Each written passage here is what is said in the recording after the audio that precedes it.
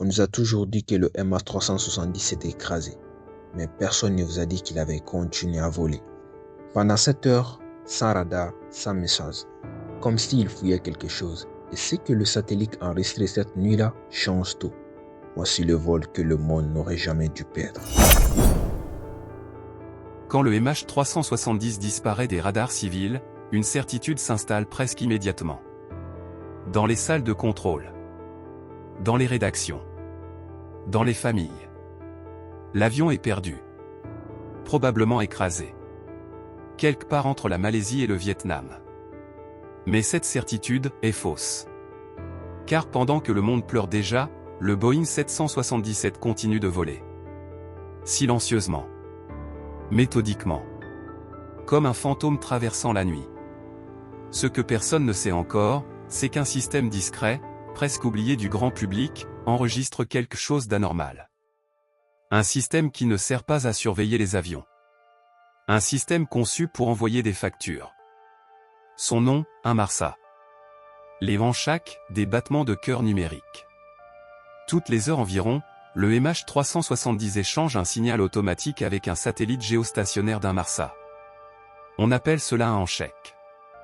Une poignée de main numérique. Ce n'est pas un message.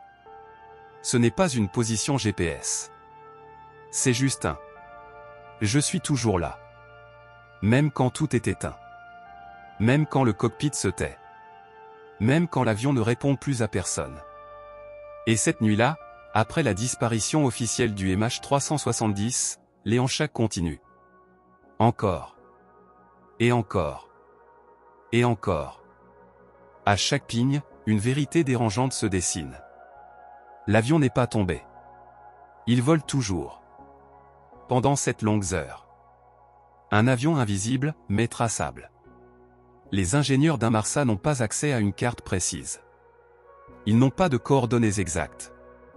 Mais ils ont quelque chose de presque aussi puissant, le temps. Le temps que met le signal pour aller de l'avion au satellite, puis revenir. Ce décalage minuscule permet de tracer un arc possible sur la surface du globe. Pas un point. Un arc immense. À chaque handshake, un nouvel arc apparaît. Et quand on les superpose, deux routes émergent. Une vers le nord, en direction de l'Asie centrale. Une autre vers le sud, plongeant droit dans l'océan Indien. Très vite, une chose devient claire. La route nord est impossible. Les derniers pignes, les variations de fréquence, la vitesse. Tout converge vers une seule direction. Le sud. C'est ici que l'histoire devient profondément troublante. Car le sud de l'océan Indien n'est pas un hasard. Ce n'est pas une route commerciale. Ce n'est pas un couloir aérien fréquenté. C'est l'un des endroits les plus vides de la planète. Pas de grandes îles. Pas de trafic dense. Pas de radar civil. Un désert d'eau. Si quelqu'un voulait faire disparaître un avion, il ne pourrait pas choisir un endroit plus parfait. Un vol stable. Trop stable.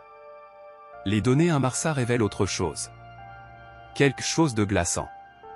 Le MH370 ne vole pas de manière erratique. Il ne zigzague pas.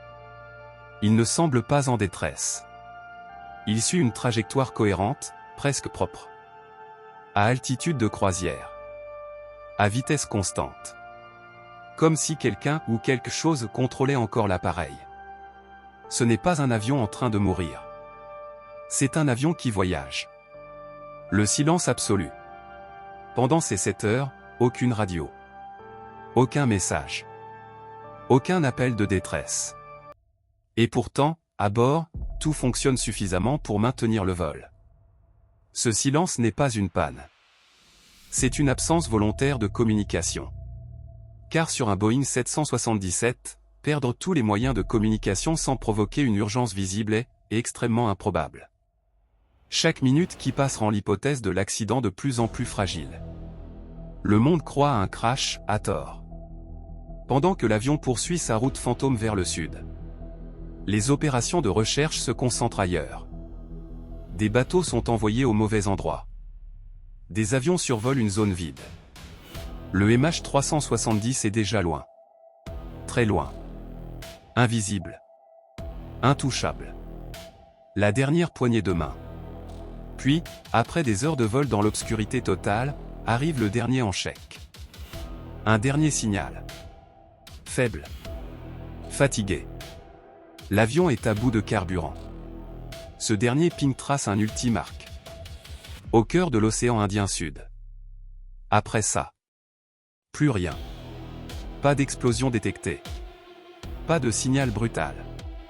Juste, le silence final. Comme si l'avion avait simplement cessé d'exister. Une question impossible à ignorer. Alors une question surgit. Inévitable. Dérangeante. Qui a piloté le MH370 pendant ces 7 heures? Parce qu'un avion ne choisit pas le sud tout seul. Parce qu'un Boeing 777 ne reste pas stable par accident. Parce que le silence, parfois, est plus bruyant qu'une alarme. Et cette question nous mène droit vers le cockpit. Vers l'homme assis à gauche. Vers un simulateur de vol. Vers une trajectoire étrangement familière. C'est là que l'histoire devient personnelle. À ce stade de l'histoire, une chose est devenue impossible à ignorer. Le MH370 n'a pas erré. Il n'a pas fui au hasard. Il a suivi une route.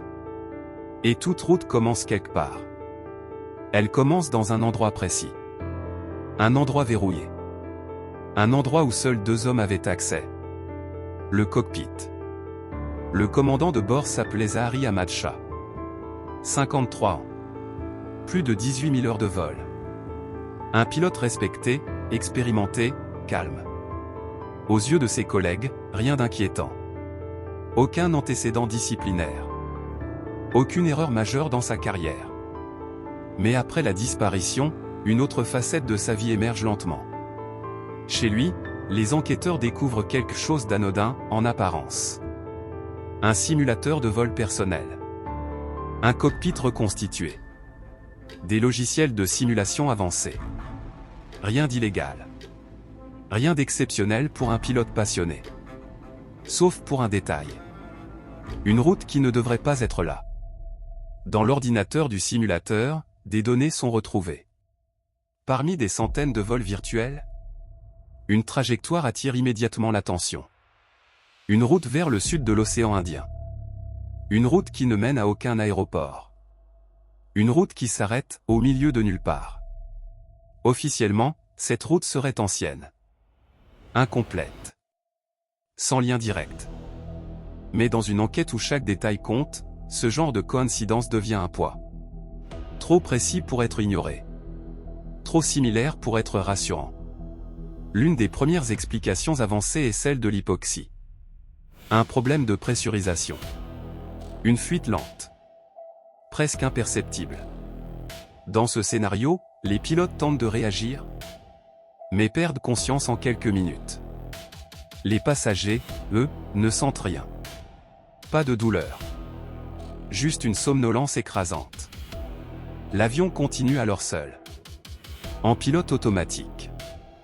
Jusqu'à l'épuisement du carburant. C'est une hypothèse séduisante. Rationnelle. Confortable. Mais elle a une faille majeure. Elle n'explique pas le changement de trajectoire initiale. Quelqu'un a dû agir avant que l'hypoxie ne fasse effet. Quelqu'un a coupé les communications. Quelqu'un a programmé la route. L'hypoxie ne décide pas. Elle subit. Le scénario du suicide homicide.